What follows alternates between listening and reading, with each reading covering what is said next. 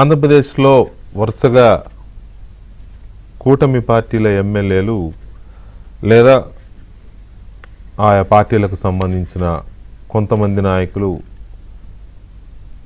శారీరక సంబంధమైన వేధింపుల ఆరోపణలు ఎదుర్కొంటున్నారు. మహిళలకు సంబంధించి చాలా జాగ్రత్తగా ఉండాల్సిన నాయకులు పదవుల్లోకి వచ్చిన తర్వాత మామూలుగా ఉండాలి, కానీ పదవుల్లోకి వచ్చిన తర్వాత మరింత అప్రమత్తంగా ఉండాలి. అలాంటి పరిస్థితుల్లో ఎందుకు వీళ్ళు తెలిసి ఇరుక్కుంటున్నారా తెలియక ఇరుక్కుంటున్నారా అంటే అందులో తెలియకపోవడానికే ఉండదు. తెలిసి ఉద్దేశపూర్వకంగానే ఉండే సంబంధాలు ఇవి. ఎక్కడో బెడ్స్ కొడతాయి, అందులో అమాయకంగా ట్రాప్లో పడేవాళ్ళు ఉండొచ్చు, లేక నిజంగానే వేధింపులకు గురి చేసేవాళ్ళు ఉండవచ్చు. ఇప్పుడు ఆరోపణలు వస్తున్న వాళ్ళు అమాయకంగా ఆ ట్రాప్లో పడ్డారా అనేది మనకి తెలియదు, నిజంగానే అవతల మహిళల్ని వేధించారా అనేది కూడా మనకు తెలియదు. ఎందుకంటే వాటిని కొంచెం తరచి చూసినప్పుడు కొంత ఆశ్చర్యకరంగా ఉంటాయి. ఆ డీటెయిల్స్లోకి వెళ్ళడం వేస్ట్. ఎందుకంటే మహిళల విషయంలో సున్నితమైన వ్యవహారం కాబట్టి వీళ్ళే జాగ్రత్తగా ఉండాలి. నిజానికి సుప్రీంకోర్టు కూడా మాట్లాడింది ఇటువంటి విషయాల్లో ప్రతిదీ ఏది టేక్ ఇట్ ఫర్ గ్రాంటెడ్ కాదు, రెండు వైపులా ఆలోచించాల్సిందే అని సుప్రీంకోర్టు కామెంట్స్ కూడా ఉన్నప్పటికీ కూడా కీలకమైన పదవుల్లో ఉన్నవాళ్ళు, రాజకీయ నాయకులు, ఫర్ దట్ మ్యాటర్ వేరే పదవుల్లో ఉన్నవాళ్ళు, వేరే బాధ్యతల్లో ఉన్నవాళ్ళు మహిళల విషయంలో చాలా జాగ్రత్తగా వ్యవహరించాల్సిన అవసరం ఉంది. ఈ పరిస్థితుల్లో ఆంధ్రప్రదేశ్లో వరుసగా ఇలాంటి ఘటనలు, ఇలాంటి ఆరోపణలు రిపీటెడ్గా వస్తున్నాయి. జగన్మోహన్ రెడ్డి ప్రభుత్వ హయాంలో కొంతమంది మీద వచ్చాయి. అప్పుడు ప్రభుత్వం అది దున్నపోతు మీద వాన కురిసిన లాంటి వ్యవహారం కాబట్టి ఎలాంటి స్పందనలు, ఎలాంటి చర్యలు లేవు. అది వేరే విషయం, దాని గురించి మళ్ళీ మాట్లాడుకోవచ్చు. కానీ రీసెంట్గానే ఒక సుమారుగా 7-8 నెలల క్రితం సత్యవేడు టీడీపీ ఎమ్మెల్యే ఆదిమూలం పైన వీడియోతో సహా రిలీజ్ అయింది. ఆరోపణలు బలంగా వచ్చాయి. వీడియో సాక్ష్యమే ఉంది, ఇంక అందులో మళ్ళీ కొట్టిపారేయడం లేదు. కాకపోతే ట్రాప్ చేశారు ఆయన అన్నా కూడా ఎవిడెన్స్గా వీడియో ఉంది కాబట్టి వెంటనే తెలుగుదేశం పార్టీ స్పందించి ఆయన్ని పార్టీ నుంచి సస్పెండ్ చేసింది. ఆయన ఎమ్మెల్యేగా ఉంటే ఉండవచ్చు, కానీ ఆయన పార్టీలో లేడు. తర్వాత ఇప్పుడు latest episode railway Koduru MLA Arava Sridhar. ఈయన ఒక ప్రభుత్వ ఉద్యోగిని, ఒక మహిళా ఉద్యోగి, ప్రభుత్వంలో పనిచేసే ఒక మహిళా ఉద్యోగిని ట్రాప్ చేశాడు. ఆమెని లోపరుచుకున్నాడో, లేకపోతే ఆమెని భయపెట్టాడో, లేకపోతే ఇంకోటో ఏదన్నా కానీ ఆమె ఇప్పుడు బయటకు ఓపెన్ అయిపోయి చెప్పేసింది, నన్ను శ్రీధర్ మోసం చేశాడని, లేకపోతే నన్ను భయపెట్టాడని, నన్ను రేప్ చేశాడని, ఇట్లా రకరకాల ఆరోపణతో ఆమె ప్రెస్ మీట్లో పెడుతోంది. సో ఈ ప్రెస్ మీట్లు పెట్టిన తర్వాత వెంటనే జనసేన పార్టీ స్పందించి దాని మీద విచారణకి పార్టీ సీనియర్ నేత శివశంకర్, ప్రధాన కార్యదర్శి శివశంకర్ నేతృత్వంలో త్రిసభ్య కమిటీని వేసింది. వారం రోజుల్లోగా దాన్ని తేల్చాలని. ఆ కమిటీ కూడా పవన్ కళ్యాణ్తో సహా ఒక కమిటీ కూడా ఎమ్మెల్యే అరవ శ్రీధర్కి డెడ్ లైన్ పెట్టారు. వారం రోజుల్లోగా దీని మీద వివరణ ఇవ్వాలి అని. ఆఫ్కోర్స్ వీళ్ళ సైడ్ నుంచి వీళ్ళు విచారణ చేస్తారు, అది వేరే విషయం. కాకపోతే దీంట్లో ఈ కేసులో ఎంతవరకు ఫ్యాక్ట్స్ ఉన్నాయి, అతని వైపు నుంచి తప్పు ఉందా, ఆమె వైపు ఏదో ఇంకో వర్షన్ కూడా ఉంది. ఆమె ఏదో డబ్బులు డిమాండ్ చేసింది, 25 కోట్లు డిమాండ్ చేసింది, బ్లాక్మెయిల్ చేసింది అనే ఆరోపణలు ఉన్నాయి. కానీ ఆమె చాలా ఇదిగా చెప్తున్నది ఏంటి అంటే, నాకు ₹1 కూడా అవసరం లేదు, నాకు న్యాయం చేయండి అంటుంది, పోలీసులను కోరుతోంది. అంటే మరి ఆమె ఏ రకమైన న్యాయం కోరుకుంటోంది ఏంటనేది అది ముందు చాలా ఉంటాయి. కాకపోతే ఎందుకు ఇట్లా ఆరోపణలు వస్తున్నాయి వీళ్ళ మీద అనేది ఒక అంశం ఉంది.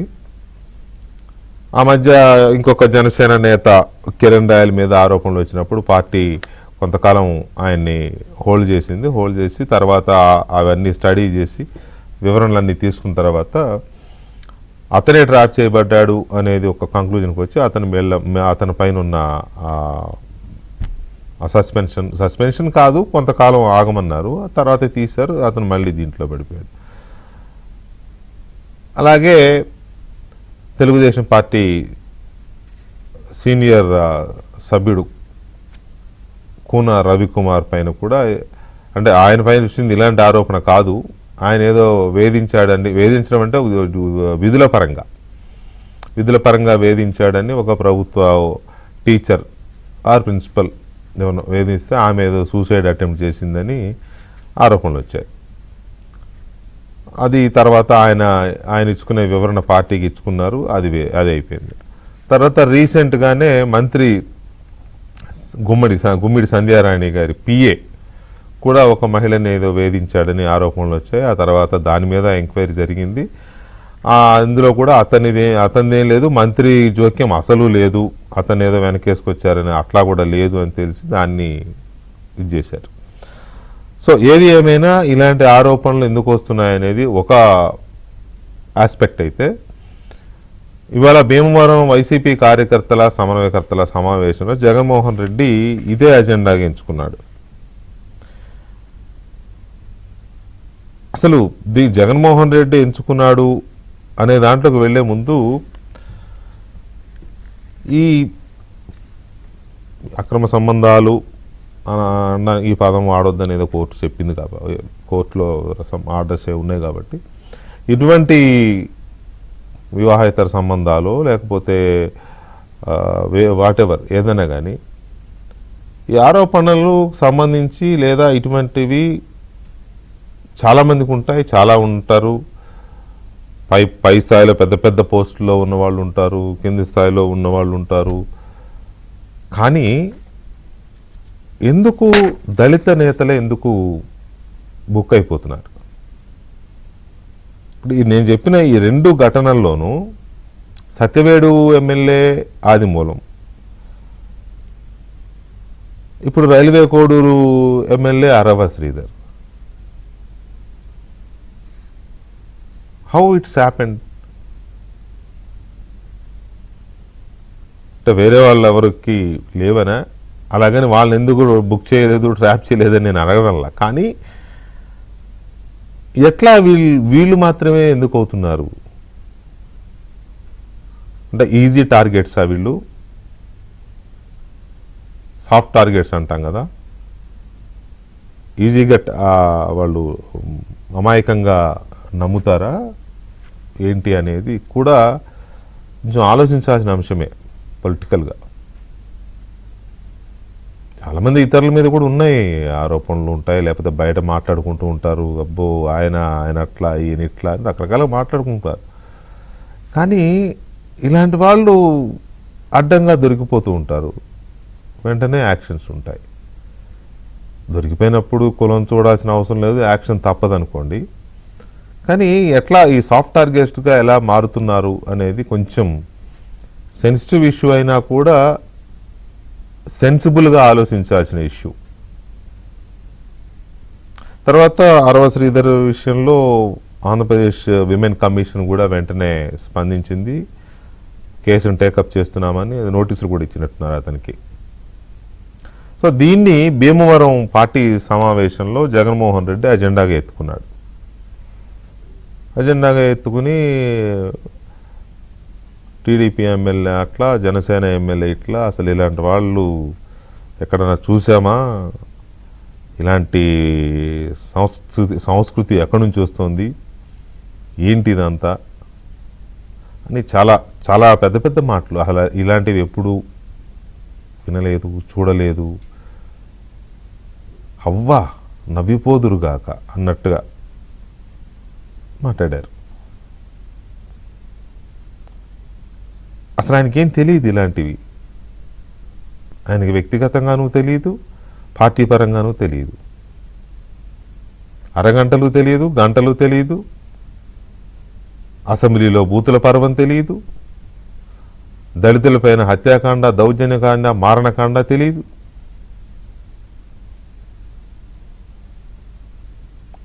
కని విని ఎరుగని మనిషి ఆయన పాపం.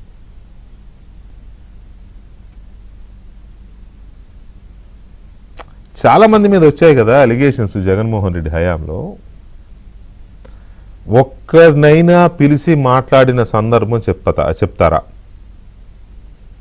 ఒక ఎంపీ వీడియో, నగ్నంగా వీడియో బయటకు వచ్చింది, చాలా రచ్చ జరిగింది, కనీసం పిలిచి మాట్లాడా? కనీసం పార్టీ సస్పెన్షను ఇవి పక్కన పెడదాం, పిలిచి మాట్లాడడం కనీసం జరిగిందా?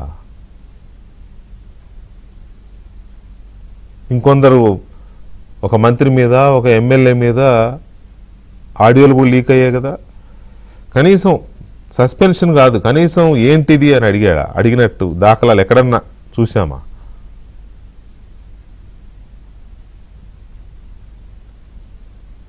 చాలామంది దళితుల్ని హత్యాకాండ కొనసాగిస్తే వాళ్ళ గురించి ఏనాడైనా మాట్లాడా? అక్కడ దాకెందుకు, నేనే చంపానని చెప్పిన అనంత బాబు దళిత డ్రైవర్ సుబ్రహ్మణ్యాన్ని కొట్టి చంపి ఇంటి ముందు డోర్ డెలివరీ చేసి తర్వాత పోలీసులు పట్టుకున్న తర్వాత అవును నేనే చంపానని చెప్పిన వాడిని పార్టీ నుంచి సస్పెండ్ చేయలేదు, వివరణ అడగలేదు, పైగా వెంటేసుకొని తిరుగుతున్నాడు. అప్పుడు ఇప్పుడు ఎప్పుడు ఆయన గారు మరి ఇలాంటి మాటలు మాట్లాడుతూ ఉంటే అలాగని తప్పు వీళ్ళని సమర్థిస్తున్నామని కాదు, అది తప్పు, ఇలాంటి సంస్కృతి ఎందుకు పెరుగుతోంది అని మాట్లాడుతూనే వాళ్ళ గురించి మాట్లాడే నైతికత మనకుందా అనేది, మనకంటే మాజీ ముఖ్యమంత్రి ఆంధ్రప్రదేశ్ గారికి ఉందా అనేది ఇవాళ జనం వేస్తున్న ప్రశ్న. గడిచిన నిన్న మధ్యాహ్నం నుంచి మొదలైంది, ఇవాళంతా అదే ప్రధాన వార్తల్లో ఉన్నది. రైల్వే కోడూరు ఎమ్మెల్యే అరవ శ్రీధర్ పైన వచ్చిన ఆరోపణలు, దానికి సంబంధించిన వీడియోలు, వాళ్ళిద్దరి మధ్య జరిగిన కొన్ని సంభాషణలు, చాట్లు ఇవన్నీ నడుస్తూ ఉన్నాయి. జనసేన పార్టీ అధిష్టానం విచారణకు ఆదేశించడం, కమిటీని, ఇవన్నీ ఇందాక నేను చెప్పాను కదా. సో దీని మీద మనతో చర్చలో పాల్గొంటున్నారు సిపిఎం సీనియర్ నాయకులు, మాజీ ఎమ్మెల్యే ఎంఏ గఫూర్ గారు ఉన్నారు, అలాగే బీజేపీ తిరుమల తిరుపతి దేవస్థానం బోర్డు సభ్యులు, టీటీడీ సీనియర్ సభ్యులు అండ్ బీజేపీ సీనియర్ నాయకులు భానుప్రకాష్ రెడ్డి గారు, జనసేన పార్టీ అధికార ప్రతినిధి కిరణ్ రాయల్ గారు ఉన్నారు. మరి కాసేపటి తెలుగుదేశం పార్టీ సీనియర్ నేత ఎమ్మెల్యే కోన రవికుమార్ గారు కూడా మనతో జాయిన్ అవుతారు. ముందుగా గఫూర్ గారు నమస్తే అండి. నమస్తే గఫూర్ గారు, ఎందుకు ఈ రకమైన ఇవి బయటకు రావడం అంటే జరిగితేనే కదా బయటకు వస్తాయి, ఊరికే ఎందుకు వస్తాయి? కాకపోతే ఎందుకు ఇట్లాంటి ఇది డెవలప్ అవుతుంది సార్? ఒకటి, ఇప్పుడు ఎమ్మెల్యేలు చాలా మంది ఫస్ట్ టైం అయినటువంటి వాళ్ళు కావచ్చు, లేకపోతే ఏ సైద్ధాంతిక అవగాహన లేకుండా కరెక్ట్ అధికారం కోసం వెంపట్లాడేటువంటి వాళ్ళు కావచ్చు, అటువంటి వాళ్ళు ఎన్నికైనారు సార్. అందులో కనీసమైనటువంటి బాధ్యత ఉంటే ఇటువంటి ఆరోపణలు రావండి. అవును, బాధ్యత లేకుండా అధికారాన్ని ఉపయోగించుకుని అరాచకాలు చేసే ఎమ్మెల్యేలు ఉన్నారు. వ్యక్తిగత బలహీనతలతో ఈ రకంగా ప్రజల చేత చీకొట్టబడేటువంటి ఎమ్మెల్యేలు ఉన్నారు. అవును, ఇప్పుడు ఆదిమూలం కేసులో చాలా క్లియర్ ఎవిడెన్సెస్ మొదట్లో బయటకు వచ్చాయి, తర్వాత ఏదో కాంప్రమైజ్ చేసుకున్నారు, అది వేరే సంగతి. రెండవది, ఇప్పుడు అరవ శ్రీధర్ కేసు విషయంలో కూడా వెంకటకృష్ణ గారు వ్యక్తిగతంగా అరవ శ్రీధర్ ఎవరో నాకు తెలియదు, కానీ ఇప్పుడు బాధిత మహిళ వివాహిత, అవును, అన్మ్యారీడ్ కాదు, అవును, ఒక వివాహిత పట్ల ఏ రకంగా వ్యవహరించాలనేటువంటి కామన్ సెన్స్ ఉందా అతనికి? ఆమె బలహీనత ఉంటే నీకేం రోగం వచ్చింది? అవును, ఇప్పుడు ఆమె వివాహితాన్ని ఖచ్చితంగా తెలిసిన తర్వాత ఆమెతో ఆ రకమైనటువంటి ఆసుకొని పూసుకొని, ఇప్పుడు వాళ్ళ అమ్మ కూడా ఏం చెప్తుంది, అరవ శ్రీధర్ అమ్మ రాత్రిపూట వచ్చేది, మరి రాత్రిపూట వస్తుంటే ఏం చేసినావు తల్లి నువ్వు? నీ కొడుకు బుద్ధి చెప్పుకోవాల్సిన పని లేదా? కాబట్టి ప్రేమ ఫేసి ఉందండి. ఇప్పుడు ఆమె చెప్పేదంతా కరెక్టా తప్ప 5 సార్లు అబార్షన్ చేయించుకున్నాను నేను అంటుంది. అదంతా నేను ఇంక దాంట్లో పోను, ఎందుకంటే అవన్నీ మనకు సంబంధం లేని వ్యవహారం. కానీ ఇతని వ్యవహారమే అనుమానాస్పదంగా ఉంది. ఒక ప్రజాప్రతినిధిగా, ఒక నియోజకవర్గం ఎమ్మెల్యేగా ఆ ప్రజలకు నాయకత్వం వహించే నైతిక లక్షణం ఆయనలో లేదు అని నాకు కనపడుతుంది. క్రమశిక్షణ కానీ ఇది కానీ లేదు. కరెక్ట్, అది లేదు అని చాలా స్పష్టంగా కనపడింది. దీంట్లో ఇక ఎందుకు జరిగింది, ఎట్లా జరిగింది, ఆమె ట్రాప్ చేసిందా, ఇతను ట్రాప్ చేయబడ్డా, ట్రాప్ చేసినా కూడా ఎవరు పడమన్నాడు ట్రాప్ లో? ఎమ్మెల్యే కూడా బాధ్యత పదవిలో అంతే సార్. భర్త ఉన్నాడు, ఆమెకు పిల్లోడు ఉన్నాడు, ఇవన్నీ సోషల్ మీడియాలో వచ్చిందే. ఎట్లా అసలు ఎంత నీచము, అసలు కనీసం కామన్ సెన్స్ ఉందా వీళ్ళకు? ఒక ప్రజాప్రతినిధిగా నేను 2 లక్షల మంది 3 లక్షల మంది ఓటర్లకు నేను రిప్రజెంట్ చేస్తున్నాను, నా మీద చాలా మంది కన్నులు ఉంటాయి, నన్ను ఆదర్శంగా తీసుకునేటువంటి పరిస్థితి ఉంటుంది. అప్పుడు నా ప్రవర్తన ఎట్లుండాలా అనేది ఏమీ లేకుండా మనము ఎంత చెప్పుకున్నా ఇంకా మాటలు మిగులుతాయి. అంటే ఒక ప్రజాప్రతినిధిగా ఉన్నప్పుడు మీరు అన్నట్టు వేల కళ్ళు మనల్ని గమనిస్తూ ఉంటాయి, రాజకీయ ప్రత్యర్థులు మాటు వేసి ఉంటారు అని ఒళ్ళు దగ్గర పెట్టుకుని ఉండాలి, కొంత హుందాతనంగా కూడా ఉండాలి, ఆదర్శంగా ఉండాలి కదా.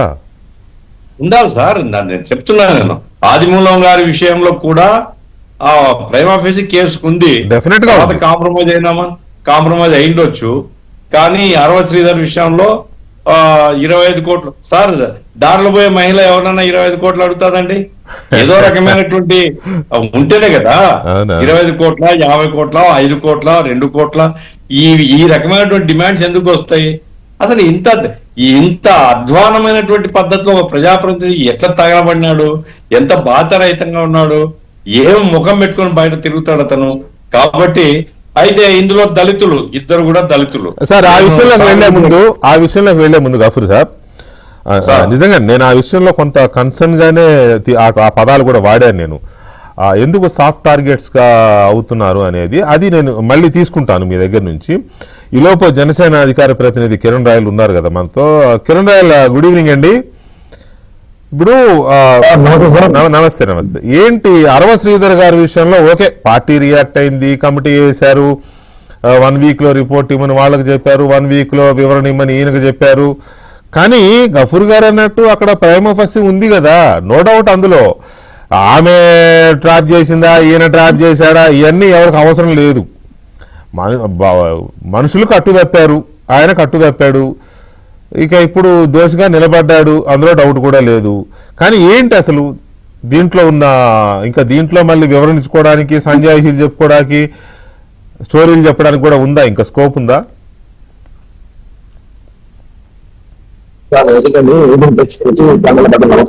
నమస్తే, వినబడుతుంది, కొంచెం డిస్టర్బెన్స్ ఉంది కానీ రాజకీయాల్లో మీకు సార్ ఎంత స్పీడ్ గా పోతే అంత చెప్పడానికి అది వైసీపీ లాంటి పార్టీ వాళ్ళ సోషల్ మీడియా ఎలా ఉంటుంది, ఎలా పనిచేస్తుంది, జీతాలు తీసుకొని లక్షల జీతాలు తీసుకొని ఎలా ఎంత పని ఎంత గెలిగితున్నా సరే దాన్ని మంచిగా చూపించుకొని మంచి చట్టంగా. అంటే అసలు ముందు వైసీపీ విషయానికి, లేకపోతే వైసీపీ వాళ్ళు ఏదో చేశారు అని ఆరోపణలకు వెళ్లే ముందు అసలు మీవాడేం చేశాడు, మీవాడి భాగవతం ఏంటి అది మాట్లాడదాం. ముందు వైసీపీ వాళ్ళు చేశారు అంటే అది సెకండరీ అవుతుంది కదా. మావాడి భాగవతమే ఇప్పుడు ఎవరైతే అమ్మాయిని వినాల్సి ఉందో ఆ అమ్మాయి మీద గతంలో అనేక ఆరోపణలు ఉన్నాయి. అవన్నీ కూడా లిస్ట్ నేను చెప్పాను, చెప్తున్నాను కావాలంటే. ఆ గతంలో ఆరోపణలు ఉన్నాయి, అవన్నీ విచారణ చేయమని చెప్పారు. అతను ఛాన్స్ వచ్చి యాక్ట్ చేశారు, లేకపోతే మార్కింగ్ చేశారు అంటే ఓకే. ఒక మనిషి దొరుకుతా మార్కింగ్ యాక్టింగ్ అంటారు, మళ్ళీ దొరుకుతా రాజకీయాలు. ఎందుకంటే గతంలో కూడా మీకు తెలిసిన విషయమే, ప్రత్యేక సంవత్సరం క్రితము నేను ఎవరికి డబ్బులు అక్కడ తీసుకొచ్చి నానా యాగి చేసి అప్పుడు ప్రచారం చేసి బయట చేసి తర్వాత నా మీద బాధితులు వచ్చి కిరణ్ రాయల్ మొక్క రాజకీయ నా మీద డబ్బులు చెప్పారు. తర్వాత బయటపడి నోచుకోవాలంటే బయటపడి నిజాలు బయటపడినాయి, ప్రజలు తెలిసింది. ఓకే, అరవై రచనలో అలా కాదేమో కొంచెం. అంటే ఇది ఎంత ఎక్స్పోజ్ అయిందంటే అరవాసీరన్ ఒక ఎమ్మెల్యే ఆ స్థాయిలో నిజంగా చేస్తున్నాడు అంటే చాలా బాధాకర విషయం. అది దాన్ని పవన్ కళ్యాణ్ గారు క్షమించాయి, రాష్ట్ర ప్రజలు క్షమించాయి. ఇప్పటికే దాని మీద సీరియస్ యాక్షన్ తీసుకున్నాము, దాని మీద కమిటీ వేసి విచారించుకున్నాం. విచారణ తేలిన తర్వాత చాలా తీవ్ర పరిణామాలు ఉంటాయి. విచారణ తేలిన తర్వాత విచారించాలి కదా, విచారణ చేయకుండా మనం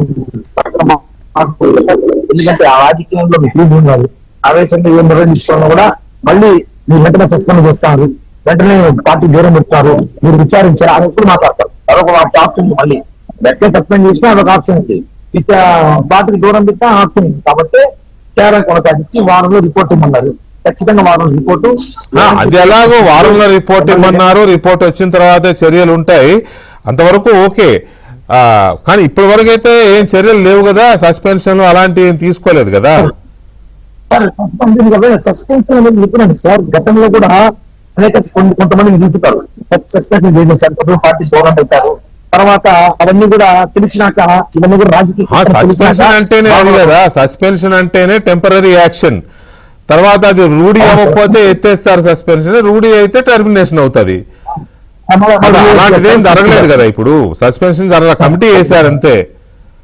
కమిటీ నిర్వహించిన తర్వాత దాంట్లో అతను నిజంగానే అలాంటి వీడియో చేసి ఆ పైపు కూడా ఖచ్చితంగా పవన్ కళ్యాణ్ గారు గుర్తుకు వస్తుంది. అందుకోసం సస్పెండ్ చేస్తాము, లేదా అతన్ని దూరం పెట్టండి, పార్టీ దూరం పెట్టాలి, లేదా ఏం చర్యలు తీసుకొచ్చి.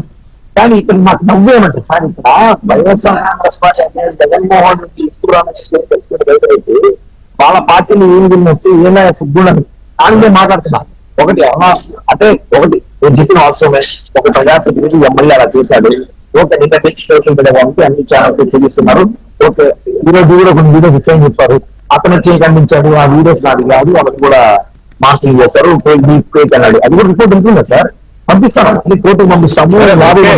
మార్కింగ్లు, ఫేక్లు, ఈ మాటలు ఈ మధ్యకాలంలో ప్రతి నిజానికి కొన్ని జరుగుతున్నాయి కాబట్టి ప్రతిదీ కూడా మార్కింగ్. మొన్న ఆయన ఎవరు కర్ణాటకలో డీజీపీ గారు కూడా మార్కింగే అన్నాడు. అంత ముందు అనంతపురంలో వైసీపీ ఎంపీ కూడా మార్ఫింగే అన్నాడు. కాబట్టి ఇప్పుడు పిడికి బియ్యానికి ఒకటే మంత్రం అన్నట్టు అయిపోయింది. సరే, నేను ఇక్కడ ఎవరు మన అరవ శ్రీధర్ తప్పు చేశాడు నేను ధృవీకరించడంలే, నాకేమీ ఇది లేదు. కానీ క్లియర్గా నేను గఫూర్ గారు అన్న మాటలకి నేను కూడా యాక్సెప్ట్ అవుతున్నా. ఏంటది? ప్రైమ్ ఆఫెసీ ఉంది, నో డౌట్. కాబట్టి ఇమీడియట్ గా సస్పెన్షన్ లాంటి చర్య తీసుకుని ఉండాల్సింది పార్టీ. తర్వాత ఎంక్వైరీ జరిగిన తర్వాత ఒకవేళ లేదనుకోండి సస్పెన్షన్ ఎత్తేయచ్చు, ఉందనుకోండి అప్పుడు కఠినమైన చర్యలు ఉంటాయి, అది వేరే విషయం. కానీ ఏమీ చేయలేదు అనే చర్చ అయితే ఉంది ఇవాళ ప్రత్యర్థులకి, రాజకీయ ప్రత్యర్థులకి అదొక అవకాశం. ఒక్క నిమిషం కిరణ్, కోన రవి గారు కూడా జాయిన్ అయ్యారు మనతో. రవికుమార్ గారు నమస్తే అండి. నమస్తే వెంకటకృష్ణ గారు. రవికుమార్ గారు, ఎందుకు ఇటీవల కాలంలో ఇలాంటి ఆరోపణలు ఎక్కువగా వస్తున్నాయి? అంటే మీది ఈ రకమైన ఇది కాదనుకోండి, మీరు ఎవరినో వృత్తిపరంగా ఒక టీచర్ను ఎవరినో గట్టిగా మందలించారు, లేకపోతే వేధించారని, ఆమె ఏదో సూసైడ్ అటెంప్ట్ చేసిందని ఆరోపణలు, అది తర్వాత ఇదైంది, అది కూడా మాట్లాడదాం. కానీ మొన్న ఆదిమూలం గారు కానీ, సత్యవేడు ఎమ్మెల్యే, ఇవాళ జనసేన ఎమ్మెల్యే అరవ శ్రీధర్ కానీ ఎందుకు ఇలాంటి ఆరోపణలు వస్తున్నాయి? ఇంకా కొన్ని కూడా అక్కడక్కడ వస్తున్నాయి. గుంటూరు ఈస్ట్ కానీ నజీర్ ఆయన మీద కూడా వచ్చాయి ఇట్లాగే వీడియోలు సంథింగ్ బయటకు వచ్చాయి. ఎందుకు వస్తున్నాయి రవి గారు? మీకు ప్యానల్లో ఉన్నటువంటి పెద్దలకి, మీ ప్రేక్షకులకి అందరికీ నమస్కారం. నమస్తే అండి.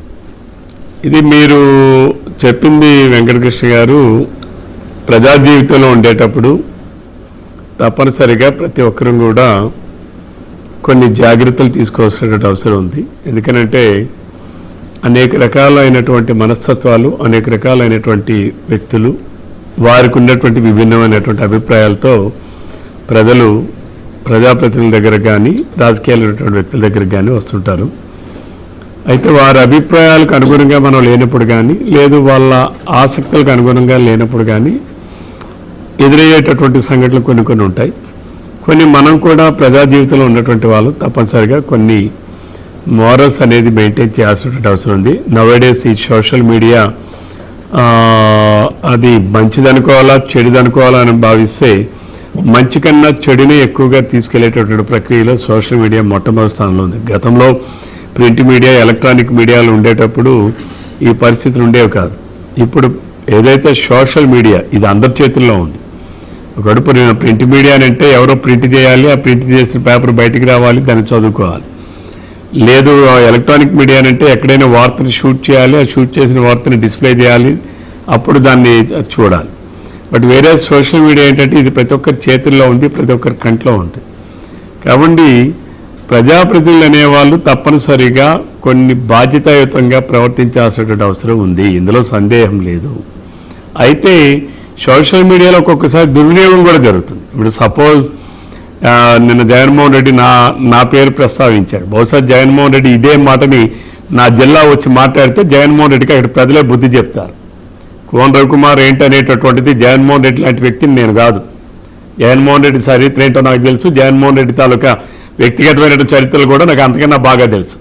కానీ జగన్మోహన్ రెడ్డి ఈరోజు ఇదే మాటని శ్రీకాకుళం జిల్లా వచ్చి మాట్లాడితే తాడేపల్లి ప్యాలెస్లో కూర్చొని వాగడం కాదు, జిల్లా వచ్చి మాట్లాడితే అక్కడ చెప్తారు ప్రజలు ఏంటనేది.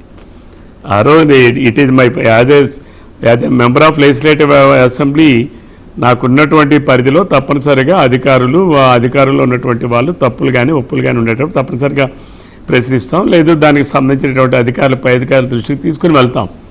అయితే దానిని కూడా కొంతమంది నన్ను బ్లాక్మెయిల్ చేయాలనో లేకపోతే నన్ను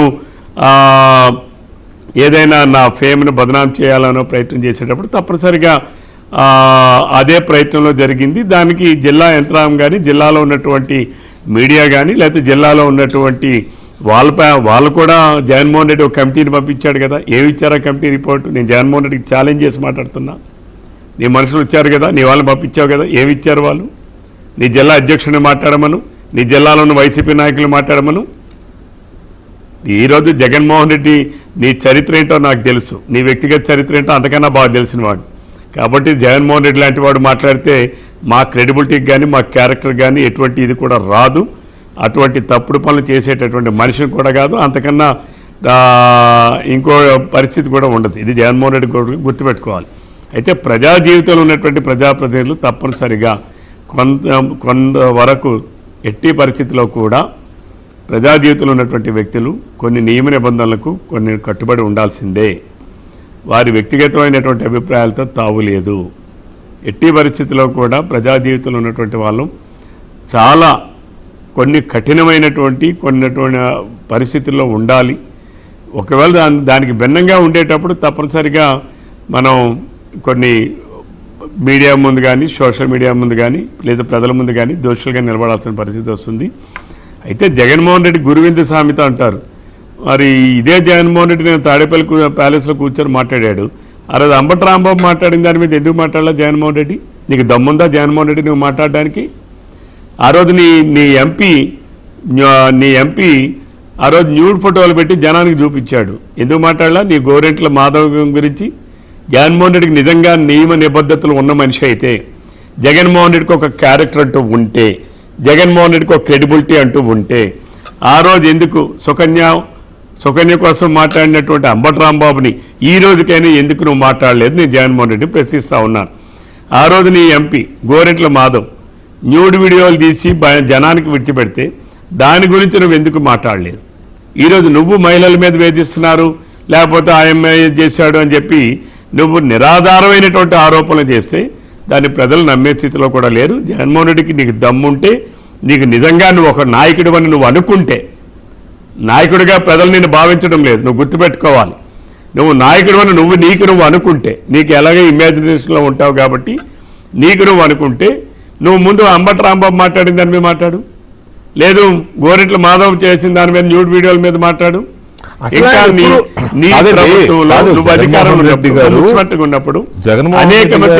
ఎప్పుడు ఇలాంటి మాటలు, ఇలాంటి వీడియోలు, లేకపోతే ఇలాంటి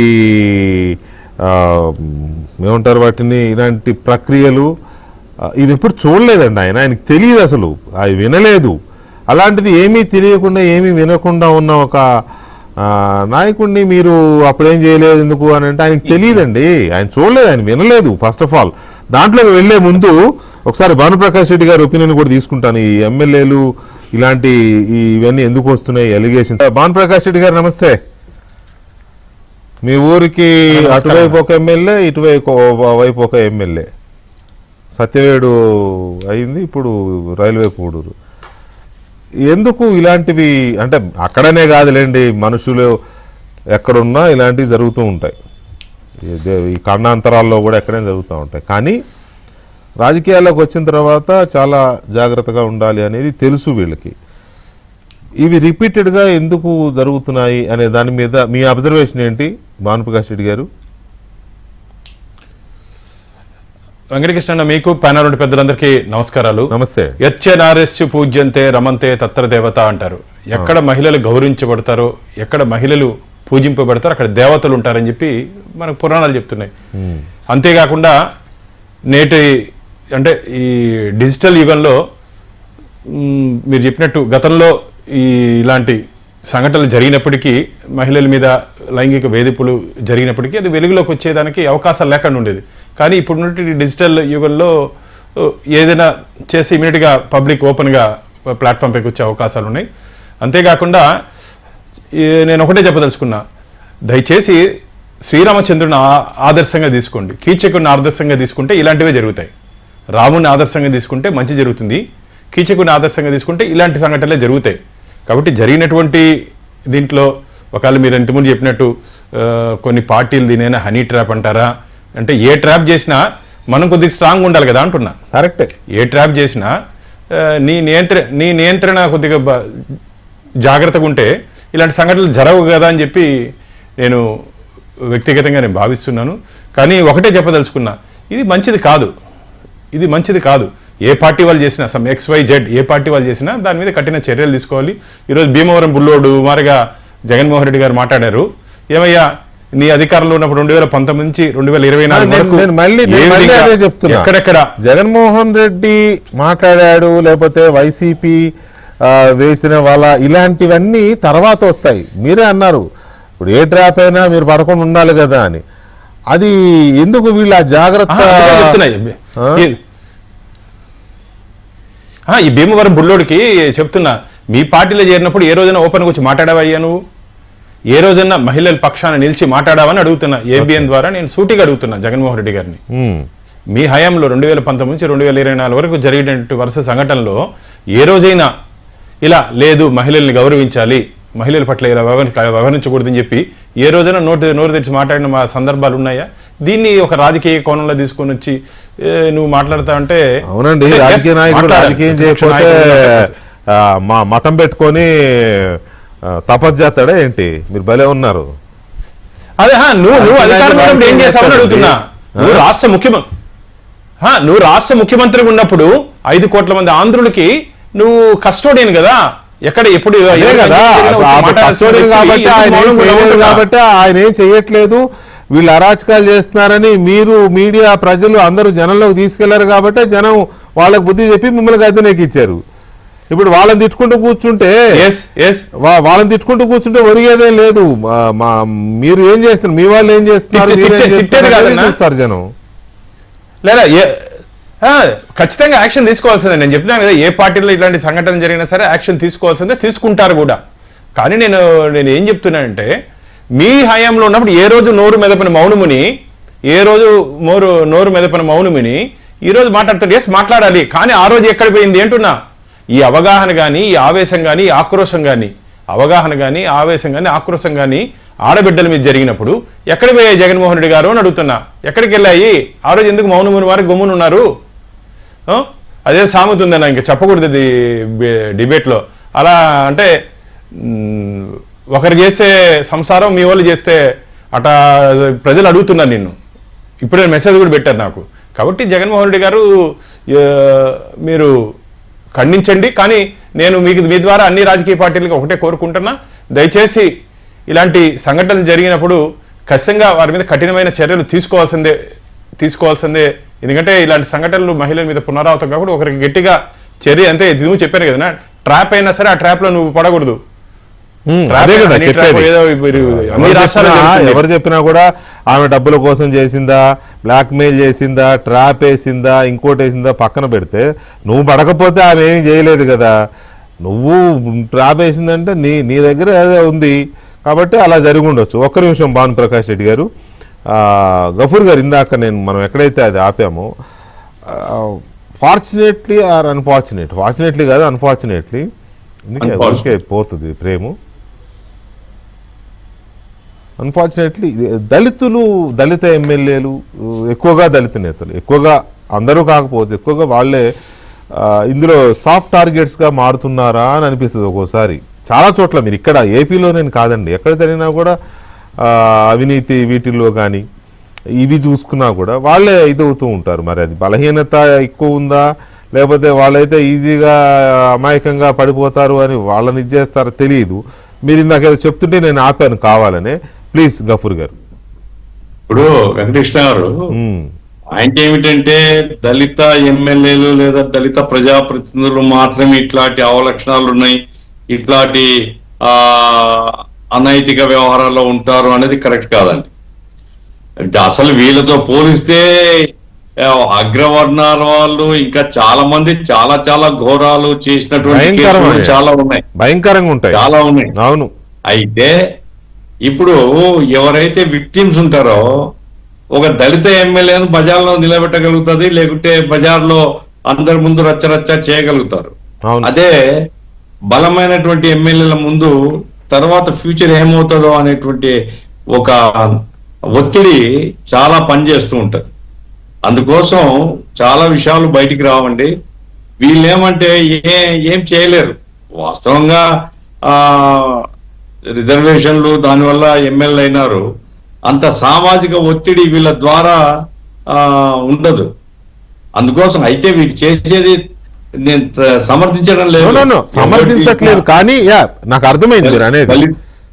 దళితులు దళితయేతులు ఎవరైనా కానీ స్త్రీల పట్ల ఈ రకమైనటువంటి వ్యవహారం చేసినప్పుడు ఖచ్చితంగా బజార్లోకి రావాల్సినటువంటి అవసరం ఉంది. ఇప్పుడు ఏముందండి, అరవ శ్రీధర్ నిజంగా పవన్ కళ్యాణ్ గారు కనుక ఖచ్చితంగా వ్యవహరిస్తే ఇక అతని రాజకీయ భవిష్యత్తు లేదు.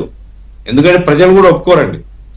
ఇప్పుడు జగన్మోహన్ రెడ్డి గారిది కూడా ప్రస్తావన వచ్చింది కాబట్టి జగన్మోహన్ రెడ్డి గారు విమర్శించడం తప్పు అని నేను చెప్పను, విమర్శించవచ్చు, ఒక రాజకీయ నాయకుడిగా విమర్శించవచ్చు. కానీ ఒక ఏళ్ళు నువ్వు ఇటు చూపిస్తున్నావు, 4 ఏళ్ళు నీ వైపు చూపిస్తున్నాయి కదా.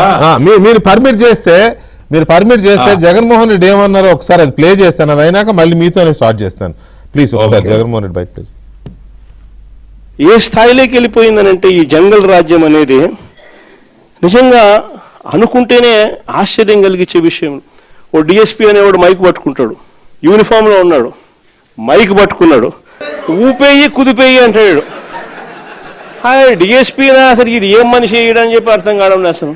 ఈ విచ్చలవిడితనం అన్నది నిజంగా ఏ స్థాయికి వెళ్ళిపోయిందనంటే చంద్రబాబు నాయుడు గారి ఎమ్మెల్యేలు, చంద్రబాబు నాయుడు గారికి సంబంధించిన వాళ్ళంతా ఏ స్థాయిలోకి వెళ్ళిపోయినారంటే నిన్న 20 పేపర్లో చూసిన కోడూరు ఎమ్మెల్యే అరవ శ్రీధర్, అదే మనిషేనా అసలు ఇది ఎమ్మెల్యేనా అని అనిపిస్తుంది నాకు.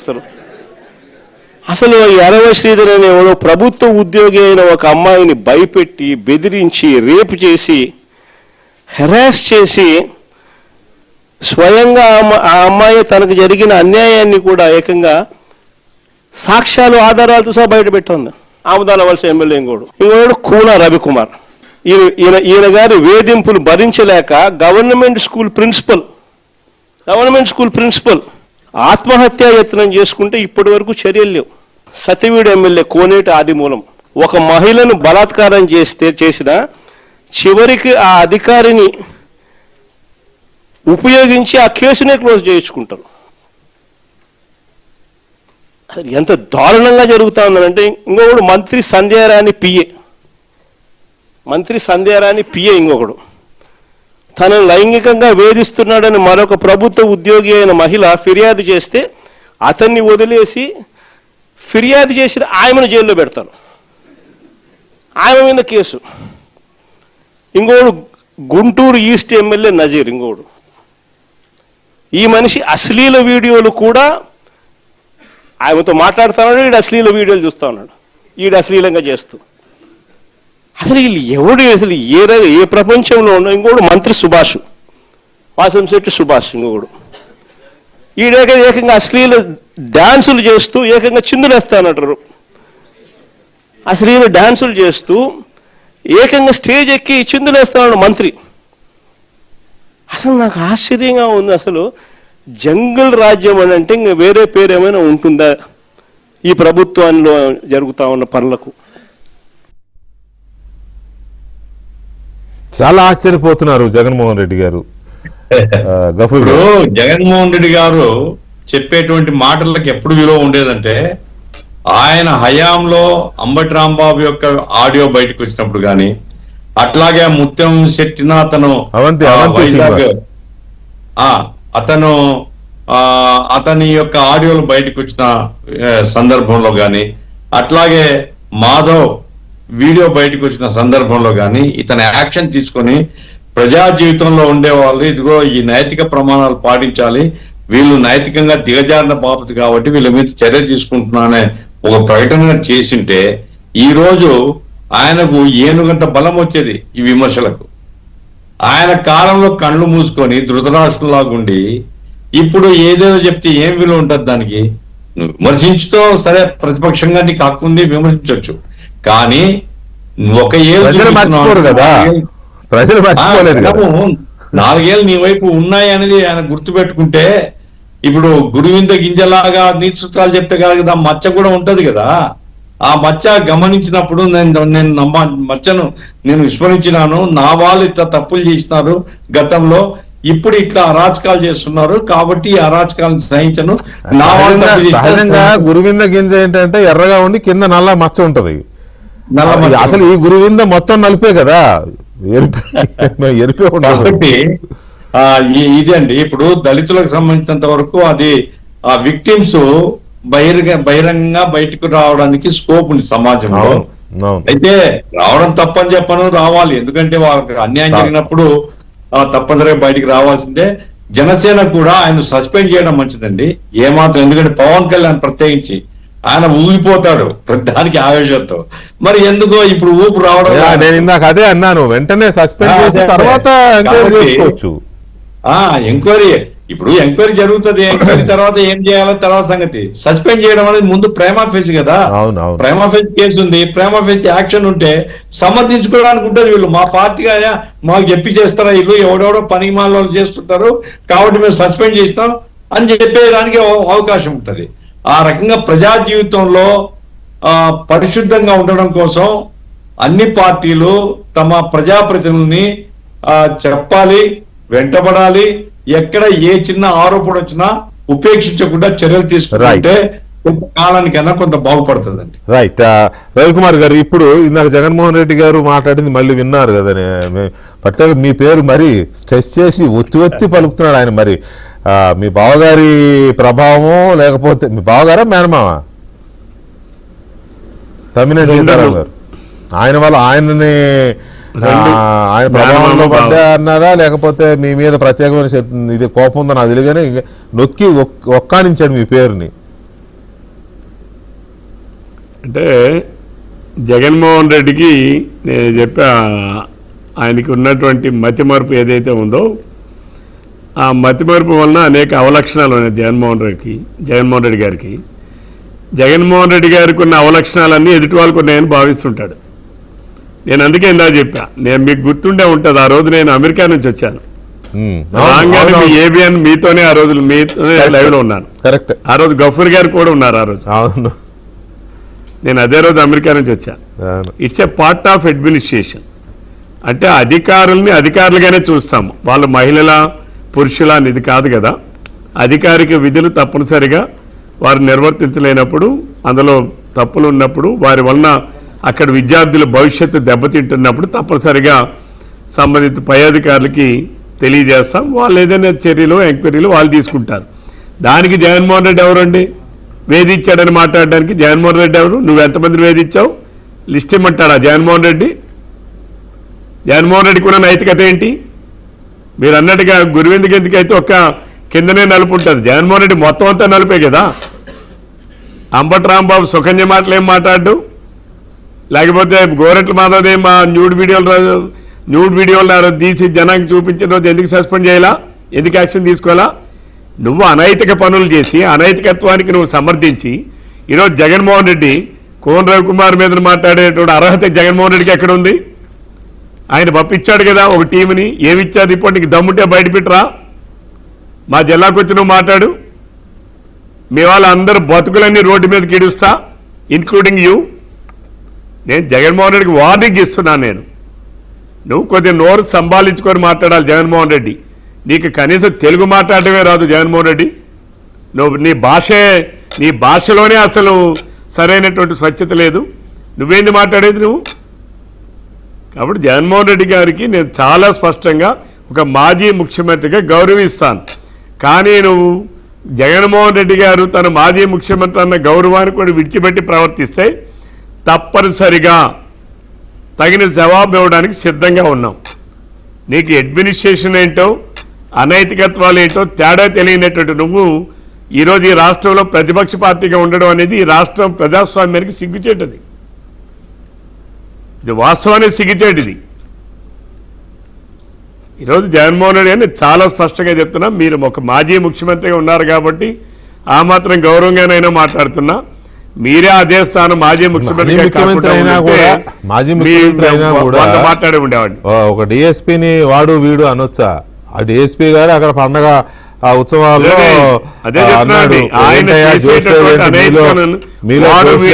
అన్నాడు. ఓకే, పక్క అమ్మాయి ఏమో ఆ కుర్చీ మడత పెట్టి అంటే మీరు ఊపు లేదు ఏమీ లేదని అన్నాడు. ఓకే, అలా అనడం కరెక్టా తప్ప అంటే ఆ పండగ మూమెంట్లో ఆయన యూనిఫామ్లో ఉండి అన్నాడు, అది కొంత నెగిటివ్ సెన్స్ వస్తుంది. అంత మాత్రాన వాడు వీడు అని ఎట్లా అంటావు? మాజీ ముఖ్యమంత్రి అయినంత మాత్రాన అనకూడదు కదా. మాజీ ముఖ్యమంత్రిగా ఉండాల్సినటువంటి గౌరవాన్ని కూడా ఆయన నిలుపుకోవడం లేదు. ఆయన ఒక డిఎస్పీని వాడు వీడని కాదు, పోలీస్ డిపార్ట్మెంట్ లో ఉన్నటువంటి డీజీపీని వాడు వీడే అంటాడు, ఒక ఐజీపీని వాడు వీడే అంటాడు, ఒక ఐఏఎస్ ఆఫీసర్లు వాడు వీడే అంటాడు. జగన్మోహన్ రెడ్డి మాట్లాడతాడు, ఐఏఎస్ ఆఫీసర్ల మీద ఫైల్ ఇచ్చి కొట్టిన వాడు ఇటువంటి ముఖ్యమంత్రి రాష్ట్రానికి జగన్మోహన్ రెడ్డి లాంటి వాడు ముఖ్యమంత్రి చేశాడంటే ఈ రాష్ట్రాన్ని పట్టిన దరిద్రం కాబట్టి జగన్మోహన్ రెడ్డి లాంటి వాడు ముఖ్యమంత్రి చేశాడు. ప్రజాస్వామ్యంలో కొన్ని అనర్థాలు జరుగుతుంటాయి, ఆ అనర్థం ఏ రూపంలో ఉందనంటే జగన్మోహన్ రెడ్డి రూపంలో ఉంది. రైట్ రవి గారు, ఒక చిన్న బ్రేక్ తర్వాత జగన్మోహన్ రెడ్డి కామెంట్స్, అలాగే లడ్డు కల్తీ నెయ్యి, దీనికి సంబంధించి కూడా ఇప్పుడు ఎదురుదాడి కిరణ్ రాయల్ గారు. ఇప్పుడు జగన్మోహన్ రెడ్డి అలా అన్నాడు, లేకపోతే వైసీపీ వాళ్ళు ఇలా చేశారు, ఇవన్నీ సెకండరీ కదా. అసలు ఇటువైపు నుంచి ఒక అవకాశం ఇస్తేనే కదా అలాంటివన్నీ వస్తున్నాయి. ఇప్పుడు మీ విషయంలోనూ కొద్దిగా అలజడి ఉండబట్టే కదా అంత అల్లరైంది. అప్పుడు అఫ్కోర్స్ తర్వాత పార్టీ ఎంక్వైరీ చేసింది, మీ విషయంలో క్లీన్ చిట్ ఇచ్చి ఉండొచ్చు, మళ్ళీ మిమ్మల్ని రీఇన్స్టేట్ చేశారు, అది వేరే విషయం. కానీ అసలు అలాంటి ఛాన్సెస్ ఎందుకు ఇస్తున్నారు అనేది కదా ఇష్యూ ఇక్కడ. సార్ ఇప్పుడు ఒకటి సార్, ఇట్లాంటి విషయాల్ని పవన్ కళ్యాణ్ గారు కానీ ఏ పార్టీ కూడా వైసీపీ తప్ప మాకుండా సమాజం మేమెవరు కూడా యాక్సెప్ట్ చేయరు, దీన్ని ఉపేక్షించరు. ఎక్కడికెప్పుడు సమశిక్షణ మీరు చూసుంటారు. వినూత విషయం కానివ్వండి, ఇంకో విషయం కానీ ఏ విషయం సార్ ఇమీడియట్లీ యాక్షన్ తీసేసుకున్నాం, ఇమీడియట్లీ సస్పెండ్ చేస్తున్నాం, కొన్ని నోటీసులు ఇస్తున్నాం, విచారణ చేస్తున్నాం. కానీ గత కొద్ది రోజులుగా ఈ ఆరోపణలు ఎలా వస్తున్నాయంటే పవన్ కళ్యాణ్ గారికి ఎలా ఉందంటే రాజకీయ కుట్రల్లో భాగంగా జనసేన తొక్కడానికి ప్రయత్నిస్తున్నారని చెప్పి సమాచారం కూడా ఉంది. ఎందుకంటే బాగా స్పీడ్ గా పోతున్నాము, ప్రతి విషయం టేకప్ చేస్తున్నారు, జనసేన డ్యామేజ్ చేయాలని ప్రయత్నం చేస్తున్నారు, ఏదో విధంగా చేయాలని ప్రయత్నంలో ఏవో ఎప్పుడెప్పుడు తీసుకొస్తారో, ఏ మార్పింగ్ చేస్తున్నారో, ఎప్పుడు తీసుకొచ్చారో మనం రెండు పక్కల ఆలోచించాలి. డిబేట్ కాబట్టి మనం మాట్లాడకూడదు. కానీ అమరశీధర్ విషయంలో ఆ పక్క ఆపత్తులో ఉన్న మహిళ గురించి కూడా చూస్తే గంట ఒక మాట మాట్లాడింది, ఒక్కొక్క ఇంటర్వ్యూ ఒక్కొక్క మాట, ప్రతి నిమిషం ఒక మాట. అంటే ఫస్ట్ రోజు గెలిచాను, మళ్ళా 2 గంటలు మాట్లాడు, ఎవడన్నా ఎమ్మెల్యే గెలిచినాడు 3 గంటలు మాట్లాడతారు ఫోన్లు ఎత్తుకొని. ఒకటి కాదు 5 అభాషణలు అనేది అబద్ధాలు. అంటే కొన్ని కూడా కొలతలు ఉండాలి. ఏదో దొరికినా అసలు చేసినా ట్రాప్ చేసినా పట్టుకున్నా కూడా జనం నమ్మే పరిస్థితి కొంచెం ఉండాలి, కొంచెం 10% అన్నీ ఉండాలి. మొత్తం ఫేక్ చేసి స్క్రిప్ట్ వైఎస్ఆర్ కాంగ్రెస్ పార్టీకి జమానాలో అమ్మాయి జాబ్ వచ్చింది, వాళ్ళ ఉద్యోగము, అప్పటి నుంచి అమ్మాయి వైసీపీ అందుబాటులో ఉంది, లాస్ట్ గవర్నమెంట్ నుంచి ఉంది అమ్మాయి, అవన్నీ కూడా ఉంది కదా సార్. అవి కూడా చూడాలి ప్రజలు. అంటే మేము వాస్తవాలు కాదో లేకపోతే వేరే చెప్పట్లేదు, ప్రజలు ఆలోచించినప్పుడు కొంచెం చూసుకోవాలి. ఎందుకంటే ఒక ఎమ్మెల్యే ఓకే అది నిజమో అబద్ధమో అనేసి కూడా మనం డిస్కస్ చేస్తున్నాము. మీరు అన్నదే తీసుకుంటే కూడా ఆమెకు వైఎస్ఆర్ కాంగ్రెస్ పార్టీ హయాంలో ఉద్యోగం వచ్చింది, వైసీపీ వాళ్ళతో టచ్లో ఉంది అని మీరు చెప్తున్నారు కదా. మీరు చెప్తున్నారు అని అంటే రైల్వే కోడూరులో ఉన్న అరవసీదరికి ఇంకెక్కువ తెలిసి ఉండాలి కదా ఆమె గురించి, అంతే కదా? ఖచ్చితంగా సార్ ఖచ్చితంగా తెలుసుండాలి కదా. తెలుసున్నప్పుడు ప్రత్యర్థులు మన కోసం కాచుకొని కూర్చుంటారు అనే జాగ్రత్తగా ఉండి ఒళ్ళు దగ్గర పెట్టుకుని అయితే ఉండాలి కదా. అదే సార్ చెప్తున్నాం కదా, ఇప్పుడు నిజంగానే అతను తప్పు చేస్తాడని అందరూ అనుకుంటున్నప్పుడు మీరు అనుకున్నాడు, మనం అది తప్పే. వాస్తవంగా అయితే అతనికి ఒక ఎమ్మెల్యే స్థాయిలో ఉన్నది, ఒక ఎమ్మెల్యే స్థాయిలో ఉండి అది చేయలేదు తప్పని అందరూ అంటున్నారు కాబట్టి మేము ట్రైప్ అంటాము, లేదు ఇది మిక్సింగ్ అన్నారు, కొంతమంది ఎడిట్ అన్నారు. ఇవన్నీ చూడడం కన్నా ఇప్పుడు సమాజంలో ఏమైపోయింది, ఒక జనసేన ఎమ్మెల్యే ఇలా ఒక అమ్మాయితో మాట్లాడాడు, ఒక రాసి చేస్తాడు, అంతే. ఇది పోతా ఉంది. ఓకే, దీన్ని యాక్సెప్ట్ చేస్తాం, ఎందుకంటే మేము కాదని చెప్పడం. భవిష్యత్తులో కూడా గతంలో కూడా ఒకరి మీద ఆరోపణ చేసినప్పుడు ఆ రోజు 2 రోజులు నమ్మినారు, 3 రోజులు తెలిసిపోయింది కదా ఎవరు చేస్తున్నారు, ఏం చేస్తుంది. Third day first day second day ఏమవుతుంది, ఇవే జనం నమ్ముతారు, ఇది జరిగిందా వాస్తవమా, ఇదే వైరల్ అవుతుంది. కానీ ఇందులో కూడా కొన్ని వాస్తవాలు ఉంటాయి సార్, కొన్ని ఆ వాస్తవాలు తెలుసుకునే టైంకి అన్ని జరిగిపోతాయి. అది ఎవరు కాదనరు, డెఫినెట్ గా అది ఎవరు కాదనరు. రెండు వైపుల నుంచి ఉంటేనే ఇన్ని సంవత్సరాల తర్వాత బయటపడిందంటేనే రకరకాల ఆలోచనలు, రకరకాల విశ్లేషణలు ఉంటాయి. కాకపోతే ఇనిషియల్ గా ఇందులో ఒక విషయం, ఇప్పుడు ఆ అమ్మాయి పెళ్లి కాలేదని చెప్పి వచ్చిందంటే, ఇది చెప్తా, లవ్ ఇతనే పెళ్లి కాలేదు, ఏమో లవ్ చేసుకోండొచ్చు, అతను తెలిసి ఉండొచ్చు, ఈ అమ్మాయి ట్రాప్ చేస్తాను తెలియకపోయి ఉండొచ్చు, లేదా ఆ అమ్మాయికి పెళ్లి సంగతి తెలుసుకోకుండొచ్చు, లవ్ చేసుకోండొచ్చు, పెళ్లి చేసుకుంటామని మాట తీసుకోండొచ్చు, ఇంట్లో పెద్దలు నొప్పిస్తామని మాట తీసుకోండొచ్చు. ఇక లవ్ లో అంటే కామన్ గా తర్వాత విషయాలు కిరణ్, ఇంకా అవన్నీ అవచ్చు, అయ్యి ఉండొచ్చు, కాకపోయి ఉండొచ్చు, పోవచ్చు, రావచ్చు, ఇవన్నీ మనం అనుకోవడానికి చాలా ఉంటాయి. అక్కడ డెఫినెట్ గా ఒక ఇనిషియల్ గా ఒక ప్రైమ్ ఆఫీసర్ అంటాం దీంట్లో, అది ఉంది. సరే, ఆమె వైపు నుంచి ఎలాంటి ట్రాప్ జరిగింది, ఇతను ఆ ట్రాప్ లో పడ్డాడా లేకపోతే ఇతను ట్రాప్ వేసాడా, ఇవన్నీ తర్వాత చాలా బయటకు వస్తాయి. ఇప్పుడు ఆయన గఫూర్ గారు ప్రస్తావించిన అబార్షన్లు, ఆ విషయాలు కూడా కొన్ని ఆశ్చర్యకరంగానే ఉన్నాయి. ఏదో 16 నెలల్లోనో 18 నెలల్లోనో 5 అబార్షన్లు అన్నారని ఆమె అంటోందని అంటున్నారు. మరి అన్ని ఉంటాయా అంటే ఇవన్నీ తర్వాత విషయాలు తెలుస్తాయి. సార్ ఫస్ట్ ఇంట్రడక్షన్ 3 గంటలు ఎమ్మెల్యే గెలిచిన వాడు ఎమ్మెల్యే సంబరాలు చేసుకుంటాడా, ఫోన్ ఎత్తుకుని 3 గంటలు మాట్లాడుతూ ఉంటాడా? నిజమేనబ్బా, ఇవన్నీ నిజమే. కానీ ఏదో ఒకటి ఉండబట్టే కదా ఇక్కడ దాకా వచ్చింది. సరే, ఓకే, అవన్నీ పార్టీ తెలుసుకోవాలి. కానీ ఒకటి, ఇప్పుడు నేను వ్యక్తం చేసిన అభిప్రాయాన్ని గఫూర్ గారు కూడా వ్యక్తం చేశారు. ఇమీడియట్ గా ఒక చర్య అయితే జరిగి ఉండాల్సింది, ఒక సస్పెన్షన్ లాంటిది.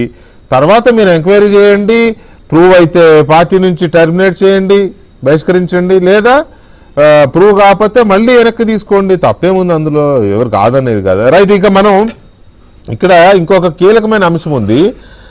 కల్తీ నెయ్యి విషయంలో వైఎస్ఆర్ కాంగ్రెస్ పార్టీ ఎదురుదాడి మొదలుపెట్టినట్టు కనపడుతోంది.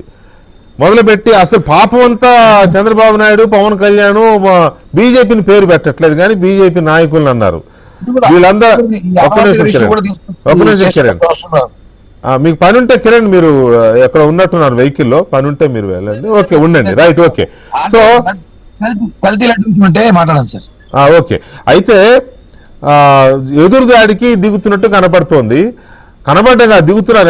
ఎంత ఫైరింగ్ దీంట్లో, ఎంత అటాకింగ్ మోడ్లో, ఎంత అఫెన్సివ్ మోడ్లో మాట్లాడతారంటే, అసలు ముందు పవన్ కళ్యాణ్ చంద్రబాబు నాయుడు నిలువున కోసి కారం పెట్టేసి ఏదో చేసేయాలని మాట్లాడుతున్నారు పేరు నాని గారు.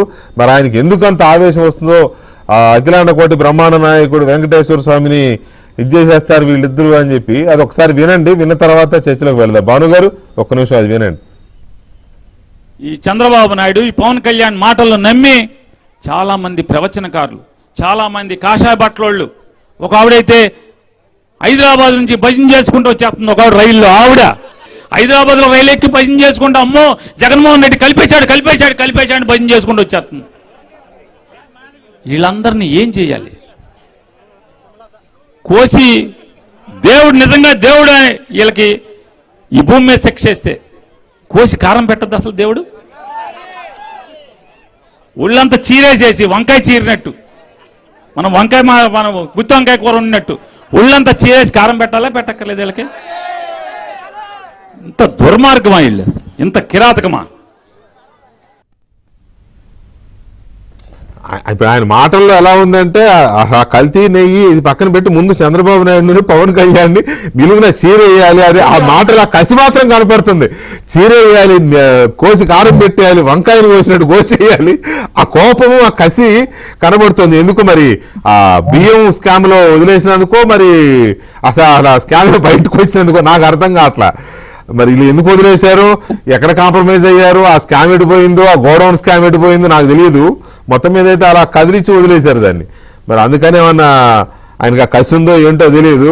భాను గారు, ఇక్కడ బీజేపీ అంటే పాపం హైదరాబాద్ నుంచి చేసిన మాధవీలత గారు, ఆమె కదా అప్పుడు రైల్లో వచ్చి ఇది చేశారు. తర్వాత కాషాయ బట్లోళ్ళు కూడా ఈయన చంద్రబాబు నాయుడు మాటలు పవన్ కళ్యాణ్ మాటలు నమ్మి ఏదో జరిగిపోతుందని అల్లరల్లరి చేశారంట. పాపం పేరు నాని గారు, కాషాయ బట్లోళ్ళు, ఆ భజన చేసుకుంటూ వచ్చిన బీజేపీ నేత మాధవీలత గారు వీళ్ళు కాదండి. ప్రతి ఇంట్లోనూ సంప్రోక్షణ చేసుకున్నారు. మీరు చేసిన పనికి, మీ హయాంలో జరిగిన పనికి ప్రతి ఇంట్లోనూ పసుపు నీళ్లు కలిపి ఇల్లంతా సంప్రోక్షణ చేసుకున్నారు. కొంతమంది వాంతులు చేసుకున్నారు. ఈ దుర్మార్గులు ఇలాంటి ప్రసాదం తినిపించారా మనతో అని ప్రజలు మొత్తం. ఇప్పుడు మీరు కోసి కారం పెట్టాలంటే మొత్తం హిందువులందరినీ కోసి కారం పెట్టండి. ఇక మొత్తం ఆ ప్రసాదం తిన్న వాళ్ళందరినీ కోసి కారం పెడితే కానీ మీ కసి తీరదు. అలా ఉన్నాయి మీ మాటలు. ఎందుకు పేరు నాని గారు ఎందుకంత బర్స్ అయిపోయాడో మరి. ఇప్పుడు ఎవరు క్లీన్ చిట్, అసలు ఇప్పుడు కల్తీ అవ్వలేదని క్లీన్ చిట్ ఎవరన్నా ఇచ్చారా భానుప్రకాష్ రెడ్డి గారు? ఎందుకు పేరు నాని గారు అంతా ఇదైపోతున్నారు, ఏదో క్లీన్ చిట్ వచ్చేసినట్టు, ఏదో తేలిపి నిర్ధారణ జరిగిపోయినట్టు? భాను గారు ప్లీజ్ రెస్పాండ్. నా పేర్ని నాని గారు కరెక్ట్ గా మాట్లాడాడు. వాళ్ళ పార్టీని ఆంధ్రప్రదేశ్ రాష్ట్ర ప్రజలు బండకేసి ఉతికి వంకాయ కోసినట్టు కోసి కూర కొట్టారు కాబట్టి 11 స్థానాలకి పరిమితం చేశారు. సిగ్గు లేకుండా ప్రతిపక్ష హోదా కావాలని చెప్పి వాళ్ళ నాయకుడు అడుక్కుంటున్నాడు, నాకు కావాలని.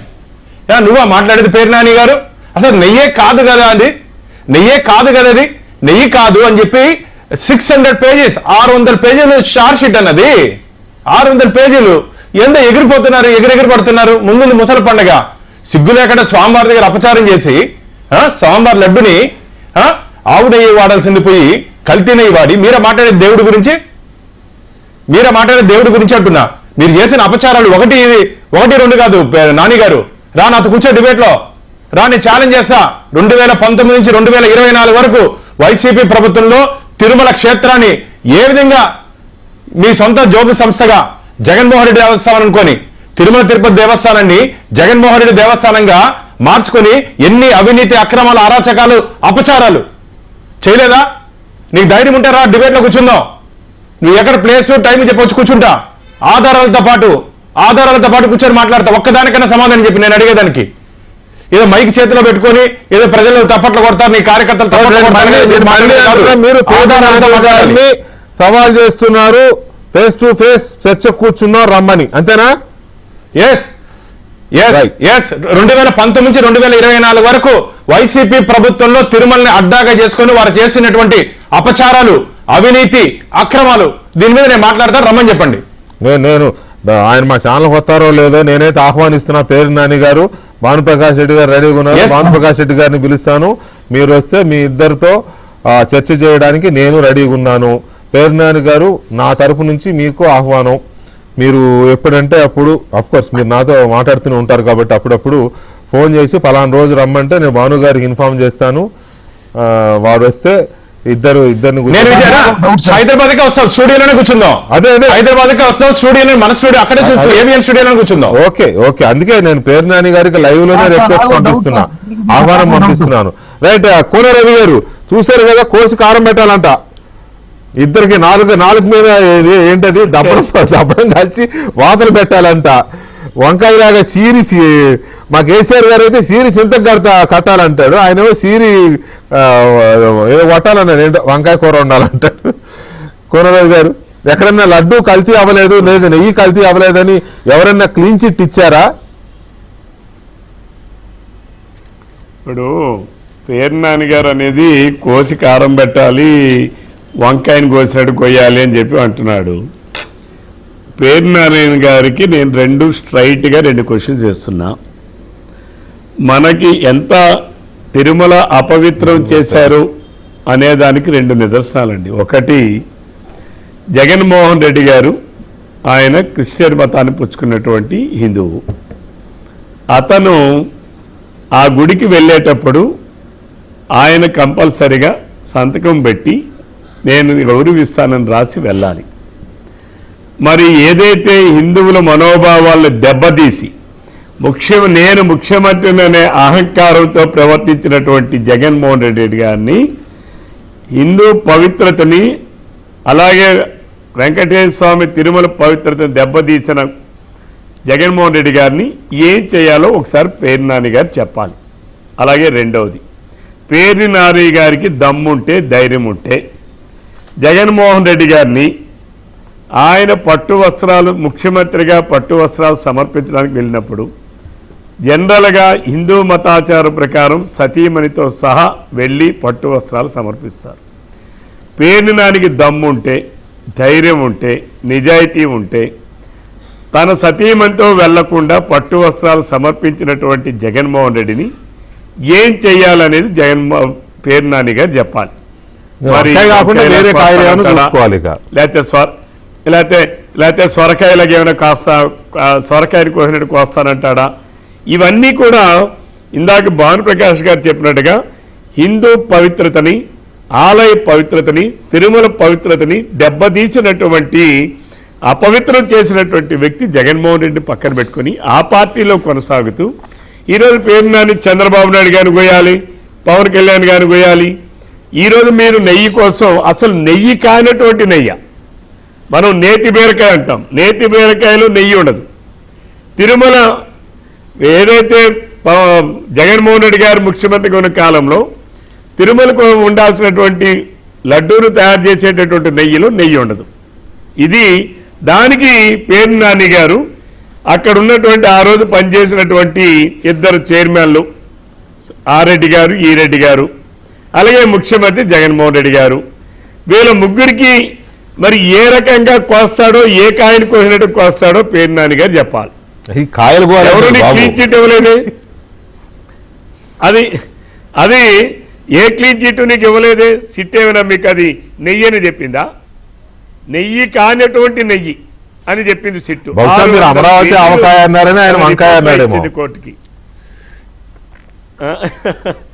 మీరు కాబట్టి ఆవకాయని కోసి కారం పెట్టినట్టుగా పెడతారో వాళ్ళ ముగ్గురికి, లేదు ఇంత ఆలయ అపవిత్రాన్ని చేసినటువంటి ఆచార వ్యవహారాలని గౌరవించినటువంటి, ధర్మాన్ని గౌరవించినటువంటి, సనాతన ధర్మాన్ని గౌరవించినటువంటి జగన్మోహన్ రెడ్డిని మరి హిందువులందరూ హిందూ ధర్మాన్ని ఆచరించిన వాళ్ళందరూ కూడా మరి జగన్మోహన్ రెడ్డిని కానీ వాళ్ళిద్దరు రెడ్డిని కానీ ఏ రకంగా వారిద్దరిని జగన్మోహన్ రెడ్డి గారిని ఏ కాయలు కోసినట్టు కొయ్యాలో మీరే చెప్పండి. రైట్. గఫూర్ గారు, ఇక్కడ నాకు అర్థం కాని విషయం ఏంటంటే, నిజంగానే పేర్ని నాని గారు అలా మాట్లాడితే ఎప్పుడు మాట్లాడొచ్చు అంటే, ఒకవేళ ఇదేమీ జరగలేదు, ఆ రోజున కల్తీ జరగలేదు, ఏమీ జరగలేదు, అంతా సవ్యంగా ఉంది అని దర్యాప్తు సంస్థలు కానీ న్యాయస్థానాలు కానీ క్లీన్ చిట్ ఇస్తే అప్పుడు వంకాయలు కాదు కైమా కొట్టాలని కూడా అనొచ్చు, తప్పలేదు ఒకవేళ అలాంటి వస్తే.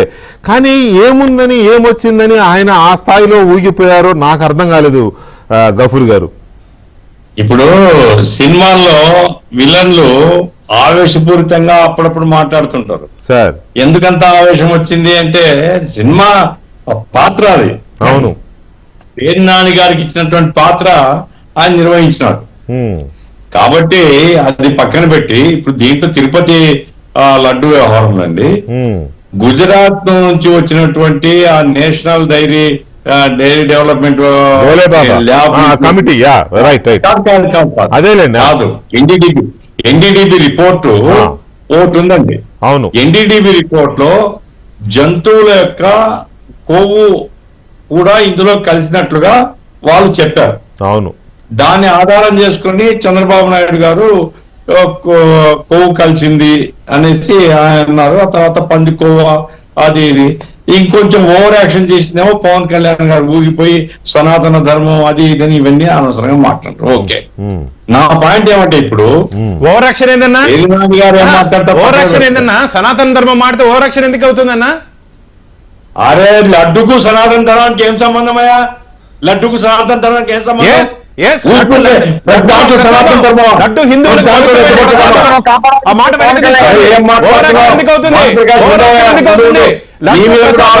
మీకు నమ్మకం లేదు, భగవంతుడి మీద లడ్డు మీద మీకు నమ్మకం లేదు.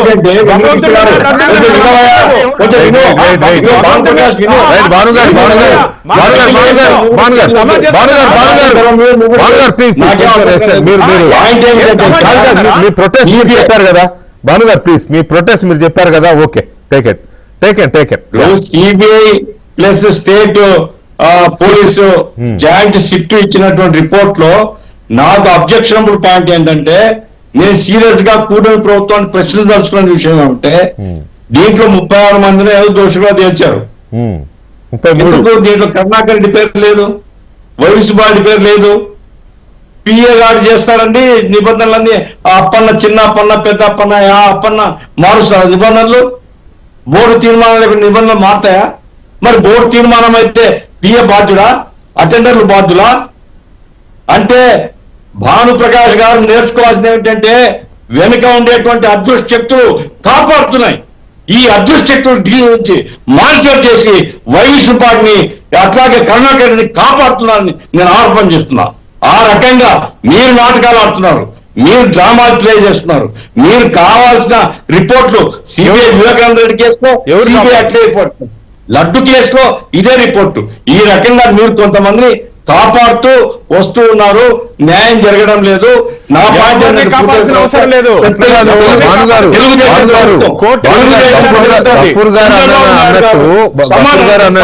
వైవి సుబ్బారెడ్డి పాత్ర ఏమిటి, అట్లాగే కరుణాకర్ రెడ్డి పాత్ర ఏమిటి, అట్లాగే ఎవరైతే బోర్డు లో మెంబర్స్